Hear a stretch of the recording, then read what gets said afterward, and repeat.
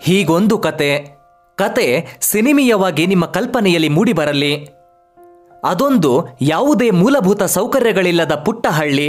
ಅಲ್ಲಿಯ ಜನರು ಶಾಲೆಯ ಮುಖವನ್ನು ಕೂಡ ನೋಡಿರಲಿಲ್ಲ. ಪಕ್ಕದ ಊರಿನಲ್ಲಿ 1-2 ಅಂಗಡಿಗಳಿದ್ದವು ಅಷ್ಟೇ. ಅದೇ ಇವರ ಎಲ್ಲ ಬೇಡಿಕೆಯನ್ನು ಪೂರೈಸುವುದು.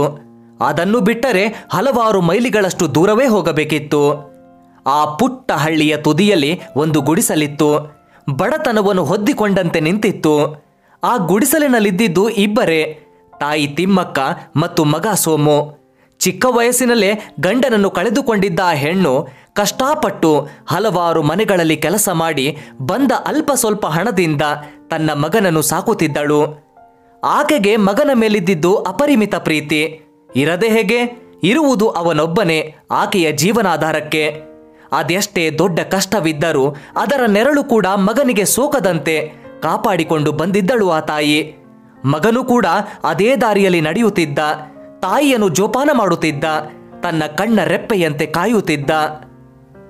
ವರ್ಷಗಳು ಕಳೆದು ದೊಡ್ಡವನಾದ ಮಗ ಈಗ ಬೇರೆ ಬೇರೆ ವಿಷಯಗಳಲ್ಲಿ ಆಸಕ್ತಿ ಬೆಳೆಯತೊಡಗಿತ್ತು. ತಾಯಿ ಮೇಲಿನ ಪ್ರೀತಿ ನಿಧಾನವಾಗಿ ಕಡಿಮೆಯಾಗಿತ್ತು.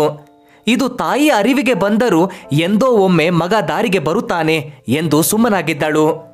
ಅದು ಆಗಷ್ಟೇ ಪಕ್ಕದ ಊರಿನ ಅಂಗಡಿಗೆ ಸಾರಾಯಿ ಪರಿಚಯವಾದ ಕಾಲ.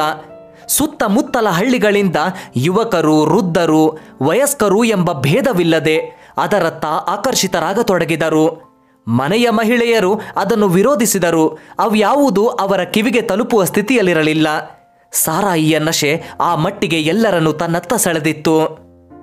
ಪರಿಚಯದವರಿಂದ ವಿಷಯ ತಿಳಿದುಕೊಂಡ ಸೋಮುಗೆ ಅದರ ರುಚಿಯನ್ನು ಒಮ್ಮೆಯಾದರೂ ನೋಡಬೇಕು ಎಂಬ ಆಸೆಯಾಯಿತು. ತಡ ಮಾಡದೆ ಅಂಗಡಿಯ ಕಡೆಗೆ ಓಡಿದ. ಅಲ್ಲಿಂದ ಶುರುವಾಗಿತ್ತು ಸೋಮುವಿನ ಕುಡಿತದ ಹುಚ್ಚು. ಹಗಲು ರಾತ್ರಿ ಎನ್ನದೆ, ಊಟ ತಿಂಡಿ ಇಲ್ಲದೆ ಸಂಪೂರ್ಣವಾಗಿ ಅದರ ದಾಸನಾಗಿ ಹೋಗಿದ್ದ. ಯಾವ್ಯಾವುದೋ ದಾರಿಯಲ್ಲಿ ಮೋರಿಯಲ್ಲಿ ಕುಡಿದು ಬಿದ್ದುಕೊಳ್ಳುತ್ತಿದ್ದ. ಸಿಕ್ಕವರಿಗೆ ಬಾಯಿಗೆ ಬಂದಂತೆ ಮಾತನಾಡುತ್ತಿದ್ದ. ತಿಮ್ಮಕ್ಕ ಅಷ್ಟು ವರ್ಷಗಳಿಂದ ಕಷ್ಟಪಟ್ಟು ಮಗನ ಭವಿಷ್ಯಕ್ಕೆಂದು ದುಡಿದ ಹಣವೆಲ್ಲವೂ ಮಗನ ಮೋಜಿಗಾಗಿ ಖಾಲಿಯಾಗಿತ್ತು.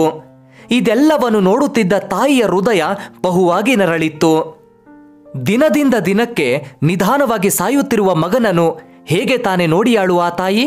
ಅದರ ಜೊತೆಗೆ ಅವನ ತನ್ನ ಮೇಲಿನ ನಿರ್ಲಕ್ಷ್ಯವನ್ನು ಸಹಿಸಬೇಕಿತ್ತು. ಬುದ್ಧಿ ಹೇಳಲು ಹೋದರೆ ಸದಾ ಮದ್ಯದ ನಶೆಯಲ್ಲಿರುತ್ತಿದ್ದವನು ಅದನ್ನು ಕೇಳುತ್ತಿರಲಿಲ್ಲ. ಒಮ್ಮೊಮ್ಮೆ ಕೇಳಿದರೂ ಕೇಳದಂತೆ ಎದ್ದು ಹೋಗುತ್ತಿದ್ದ.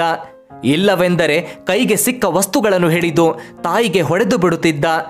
ಇಂತಹ ಸ್ವರ್ಗ ಸುಖವನ್ನು ಕೊಡುವ ಅಮೃತದಂತಿರುವ ಔಷಧಿಯನ್ನು ಕುಡಿಯಲು ಬಿಡುತ್ತಿಲ್ಲವಲ್ಲ ಈ ದರಿದ್ರ ಅಮ್ಮ ಎಂದು ತಿಮ್ಮಕ್ಕ ಸೋತು ಹೋಗಿದ್ದಳು.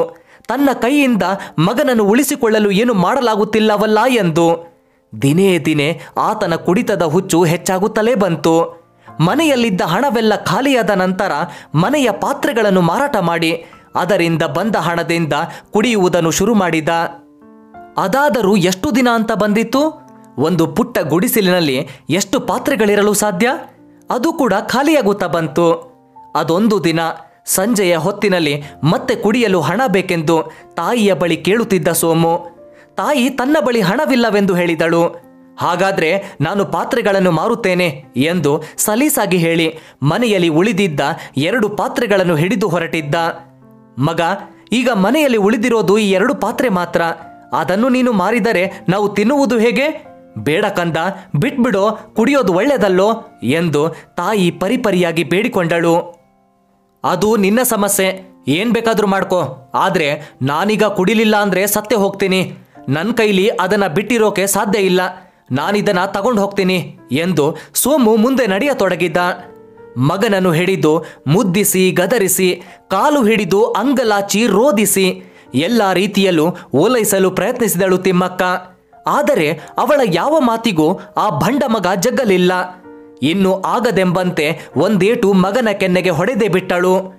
ಕಂಠಪೂರ್ತಿ ಕುಡಿದು ಇನ್ನೊಂದು ಸುತ್ತು ಇಳಿಸಲು ಬಂದಿದ್ದ ಸೋಮು ತಾಯಿ ಹಣ ಕೊಡದೆ ಸತಾಯಿಸಿದ್ದು ಆತನಲ್ಲಿ ರೋಷ ಉಕ್ಕಿಸಿತ್ತು.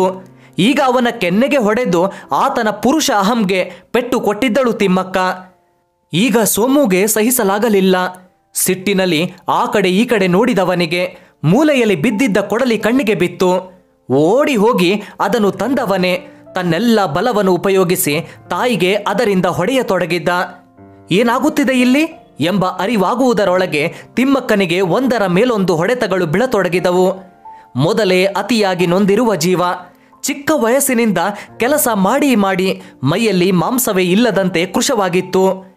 ಈಗ ಮಗನ ಬಲವಾದ ಹೊಡೆತಗಳನ್ನು ತಾಳಲಾರದೆ ಧರೆಗುರುಳಿದಳು. ಕೆಲವೇ ಕ್ಷಣಗಳಲ್ಲಿ ಉಸಿರು ನಿಂತು ಹೋಯಿತು. ಆದರೆ ಸೋಮು ಮಾತ್ರ ಒಂದೇ ಸಮನೆ ಹೊಡೆಯುತ್ತಲೇ ಇದ್ದ. ತನ್ನ ಬಾಯಿಯಿಂದ, ದುಡ್ಡು ಕೊಡಲ್ವಾ ನಂಗೆ, ನಾನು ಕುಡಿಯೋದನ್ನ ತಪ್ಪಿಸ್ತೀಯಾ, ಈಗ ಹೇಗೆ ತಪ್ಪಿಸ್ತೀಯ ನೀನು ಎಂಬ ಮಾತುಗಳು ಬರುತ್ತಲೇ ಇದ್ದವು.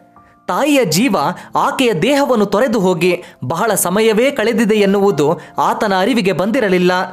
ಸ್ವಲ್ಪ ಸಮಯದ ಬಳಿಕ ರೋಷವೆಲ್ಲ ಇಳಿದ ಮೇಲೆ ತನ್ನ ತಪ್ಪಿನ ಅರಿವಾಗಿತ್ತು. ತಾಯಿಯ ರಕ್ತ ಸಿಕ್ತ ದೇಹದ ಪಕ್ಕ ಕುಳಿತು ರೋಧಿಸತೊಡಗಿದ.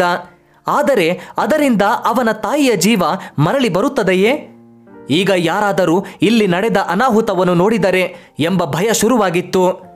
ಹಾಗಾಗಿ ತಿಮ್ಮಕ್ಕನ ಶರೀರವನ್ನು ಒಂದು ಚೀಲದಲ್ಲಿ ಹಾಕಿ ರಾತ್ರೋರಾತ್ರಿ ಅದನ್ನು ಬೇರೆಡೆ ಸಾಗಿಸಿ ಅಪರಾಧವನ್ನು ಮುಚ್ಚಿ ಹಾಕುವ ಯೋಜನೆ ರೂಪಿಸಿದ್ದ.